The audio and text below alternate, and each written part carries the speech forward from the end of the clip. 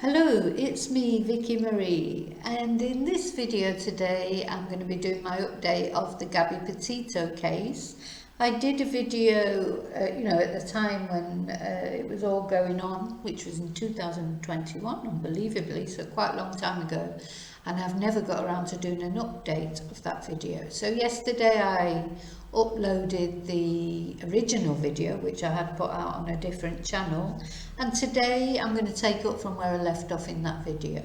So we'd got to the point where Brian had gone missing, because Brian, if you don't know the story, you need to watch the other video, because I'm not going to go through the whole thing. That'd be like the whole video all over again. So you need to watch, if you haven't seen part one, you need to watch that before you watch this at part two. So we'd got to where Brian had gone missing. Brian Laundrie, who was with his parents, had turned up. He'd gone on a trip with Gabby Petito in her van, and then suddenly he turned up back at his parents in the van, which again, I know I keep saying this, but it still amazes me, the cheek of it, her van. And nobody seemed to be worried where she was. So despite the fact that, of course, Gabby's family, they were texting, they were ringing, they were being ghosted left, right and centre, nobody would talk to them from the Laundrie family, which is why they became known as the Dirty Laundries, because just imagine how that feels. Your child's gone missing, and the other people that are supposed to care about her the most, the next most to you, don't even answer the phone or answer your messages. Anyway, so Brian went missing on September the 13th. He told his parents that he was going for a hike or going for a walk. Of course, you do that when your girlfriend's missing, don't you? Your girlfriend's missing and you don't know where she is. You can go, I'll just go for a hike. So they didn't seem to think that was strange either. Anyway, he was reported missing 4 days later, whereas it had taken them 3 weeks. They still hadn't reported Gabby missing. They soon reported their own son missing. Now, he went missing. I'm still not quite sure how he even got out, because the police seemed to think he was still there in the house, just hiding out. But anyway, he wasn't. He'd gone. Following this was a period of a lot of media attention, people saying they'd seen him here, there, everywhere. It was a bit crazy, actually. I remember it specifically at the time, as I was following it. It was like so riveting, really, to try and find out what happened to this poor girl, and then all the body cam footage came out of the police stopping them, and her being so distraught, and that, I think it's all this photograph, these videos, etc., just made it feel really real, and we were following it as if we knew Gabby, and we didn't know her, but we felt like we knew her, and we were all praying for her to be found safe and well at some point. But I think we all knew inside that that wasn't going to happen. So he went missing on September the 13th, and then Gabby was found on the 19th of September. And that body, really, that was like a miracle, really, to find that body, because something that I went through in the previous video about the other sort of YouTubers that had been doing a Vanlife trip, and when they look back through their webcam footage, their dashcam footage, they actually had recorded Gabby's van out in the natural reserve where they were visiting, and when the police went and searched in that area, they found of where the footage had been taken, they found poor Gabby's body. So they knew she was dead. Brian's gone missing. The parents are not helpful, though, some accounts say they were helpful, the police say they were helpful. I don't know, because I wasn't there. We've got to be aware of everything we see, that we are actually allowed to see. There's probably another 40% of things that we don't know, because not everything is released into the public domain, so we have to be aware of that. So he goes missing on September the 13th, and all this speculation about where he is he alive, is he dead, has he murdered other people, because I did mention in the other the first part of this video there was a couple, two girls, a married couple, found murdered very near to where Brian had stayed, and there was some speculation over whether, you know, he'd had anything to do with that, but that is not the case. So the murderer of those poor girls, they think is Adam no, I know I'm going to butcher this name, I'm so sorry, Pinkusuetsvits. Sorry, I'm not even going to try, because I know I'm going to say it wrong. But he was found to be responsible for shooting. He was a work colleague of one of the girls. The girls were Kylan Schultz and Crystal Turner, and he was a work colleague of one of the girls, and he's thought to have shot them.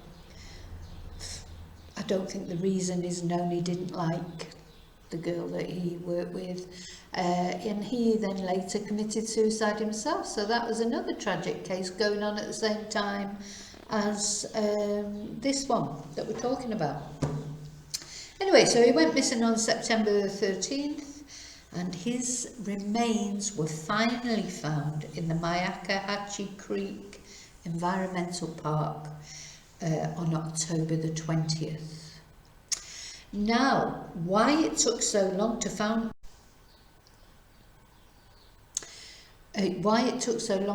him, apparently, was that there had been like floods, and a lot of the park was covered over in water, so they'd not been able to search properly.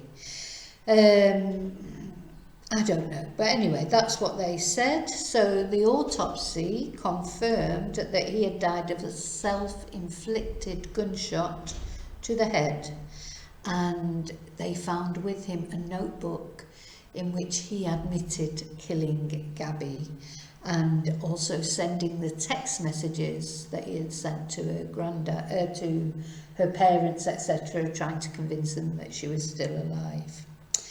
It was a very strange thing, because it just seemed the first day that the parents went out, they found him, but probably his dad knew exactly the places where he liked to walk, etc., so he knew exactly where to go. But there's speculation about everything, as there always is, but we don't know any different from that, so we shouldn't suppose that there was any reason to suspect there was anything strange about it. And also in his notebook he said that he'd killed her after she fell and injured herself, and he'd killed her to put her out of her misery. Really? Anyway, and he said that he was ending his life not because of his fear of punishment, but because I can't stand to live another day without her. I think that's probably true, and I obviously I do think that he killed her, and probably not, it wasn't an accident, but it's probably a fit of rage or whatever, and I'm sure he was sorry, but it doesn't bring Gabby back, does it? Anyway, so here we are. Then we're at the situation where Brian's committed suicide, Gabby's gone, so we never find out the exact truth of what happened between them that led to whatever happened, that I think she was found to have been strangled. So yeah, that's a way to put someone out of their misery, isn't it? But anyway, why couldn't he just be honest and say I strangled her in a fit of passion, crime of passion? Well, I don't know why he had to say that. She had an accident, he was putting her out of her misery. It was ridiculous. A positive thing that did come out well, if you say positive, but it is positive, I think, for the families. During that time that they were looking for both Brian and Gabby, they found 5 other bodies of missing people. missing persons, so that's 5 other people whose families at least could be put to rest, knowing where, you know, they could bury them for a start, and also they could put them out of that misery, because I think the worst misery of all must be when you don't know what's happened to someone. You know, you don't know if they're alive or dead. Are they being tortured? Are they being trafficked? Are they happy? Are they sad? Are they ill somewhere? You know, that has just got to be even worse, unless eventually they just turn up and come home safely. But, you know, when time goes on and you probably know that they're not going to come home safely, at least to know where they are, get their bodies back, put them to rest, pay them respect, has got to be a help, I would imagine. But anyway. So where are we now? So there's obviously can't be any trial because Brian has gone, and I do feel for the Laundrie family too, because at the end of the day they've lost their son. But I'm still sort of thinking they were quite horrible, I think, to Gabby's family to not answer texts and things. And the speculation now, of course, is did they know that Brian had killed Gabby? You know, because when Brian turned up back home with the van, no Gabby, surely they said to him, well, where is Gabby? So what did he say? I mean, we don't know that yet. That hasn't been released. I don't know if we'll ever get to find that out. Maybe he came up with some story that she'd gone off with another man, and they should just say that. But we don't know. We don't know what exactly Brian said to them to excuse the fact that Nicola, that's because I'm thinking of Nicola Bulley, because that's the next case I'll be covering. Yeah, so we don't know, and it's still a big, what's the word, everyone's still wondering, did they know? When he came back, did he tell them that he had killed Gabby, and could they have put the family out of their misery sooner? So the Petito family are actually suing the Laundries for emotional distress because they refused to answer their calls and texts when they were frantic trying to find out what had happened to their daughter.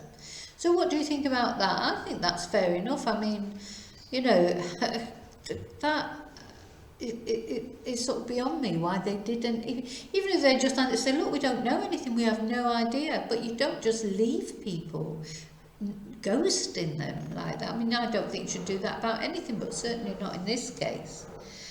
There's also a letter, a big thing that's been talked about at the moment, because the case, when is it? May the 24th, there'll be another hearing. And it may come up about this letter. There was a letter found. The police are saying it was found with Brian's belongings. The lawyers had a quick look at the lawyer of the Petito's lawyer said he had got a quick look at it, and it seemed to talk about shovels to bury bodies, and apparently Brian's mother had written on it, burn after reading, on this note. So there's a lot of conjecture about this letter. Brian's mother is saying, no, it was just a reference to some children's books, or she'd come out. Do you know what? I started reading about it, and I just thought, don't even want to read this, because I don't really, it just seems so wild, but maybe true. You know, I don't know that it's not true. I've had to come to realise over time, not everyone's like me, and they don't all do things. You know, people do different things, and maybe that's just something she did. But if you get a chance to have a look yourself, if you can find it clearly on the internet, see what you think. Do you think that letter points to the fact that they knew something more after? Not that they were involved in the death of Gabby, I think that's pretty clear that they weren't, but that maybe afterwards Brian did tell them things that they didn't divulge to the police. It's possible, who knows. It's not in the public domain yet. For the very first time, Brian's mother has actually spoken about it. So it's funny, isn't it? She wouldn't speak about where Gabby was, or Gabby hadn't turned up, or report Gabby missing, or talk about anything. And suddenly this letter she wants to talk about. you know, because it's self-serving in my eyes. You know, it's, I don't know, but don't get me wrong, I do have sympathy for them. They have lost their son all the same. I have a son. I know I would do anything to protect him from most things, but I really, I mean, I don't know if I'd never have to find out, but yeah, I think if I didn't know Gabby, maybe I can, you know, if she wasn't somebody that I knew and you just, and I, you know, there were rumours, and but when it was somebody that you know, it just, somebody you treated like a daughter, it'd be very difficult not to say anything, wouldn't it? But anyway, so the lawyer, the Petito's lawyer, is asking for this letter to be, you know, open, that they can look at it, because he says that a jury should decide if the letter is relevant or not Brian's mum. And that's fair enough, isn't it? So yeah, if there's nothing to hide, if it's nothing suspicious, it's not dated, so they'd be struggling to prove when it was written, you know, and if it did have any. But if you've got nothing to hide, then you just say, oh yeah, here, there's a letter, read it, publish it, whatever. She says it's embarrassing for Brian, but, you know, I'm not being funny, but Brian is dead, so he's not going to be embarrassed by it, is he? So if it can help in some way, or even if it's just to take suspicion off them, because it must be awful living with suspicion, just be open about it. It's always, if people aren't open, it always just creates more conjecture, more suspicion. And so this story is not over yet, is it? It's still, you know, rumbling on. Unfortunately, we know that Gabby is dead, and unfortunately we know that Brian is dead too. It's a very tragic story, because I'm sure they were in love, and who knows what actually happened between them to sort of lead to this awful, tragic conclusion. But we'll see what happens. Again, it just seems strange to me that the mother suddenly wants to talk about this thing when she wouldn't talk about anything else. And the court case that the Petitos, or the sue, you know, they're suing them for outrageous behaviour or intentional infliction of emotional distress by Roberta and Christopher Laundrie. Intentional infliction of emotional distress. That's quite significant, isn't it? So they are saying, really, I think that they think they knew something, because they're saying it was intentional. The intentional infliction of emotional distress. So anyway, that's all I've got to tell you about this, just to update what's happened and what's still happening. And we'll look maybe for another update around May the 24th, see if we get to see the letter, see if it's ever, I mean, I say it doesn't bring neither Gabby or Brian back, but the Petito family, they'll be in a state. Do you imagine how you would feel? Your daughter's been murdered, the perpetrator's committed suicide, so you can't even have a trial or face them, or, you know, tell them what you think, have your day in court, you know, where they do the victim impact statement. You can't do any of that. It's gone. It's like, they don't want it to be gone. They've got things to say, and they want to put over the way they feel, and to fill in the dots of the things they don't know. So I don't blame them. Okay, so that's it. So remember, I think my next video will be about Nicola Bulley, which if you're British watching this, if you don't know about it, you must never watch the television. If you're over the pond, as they say, or anywhere else in the world, I think you still probably know about it, because again, it's one of those cases that just received international attention, but just because of the mystery of it. You know, truth is definitely stranger than fiction, isn't it? Okay, so I'll see you in that video, and remember always to live and love carefully. May your God go with you. Bye.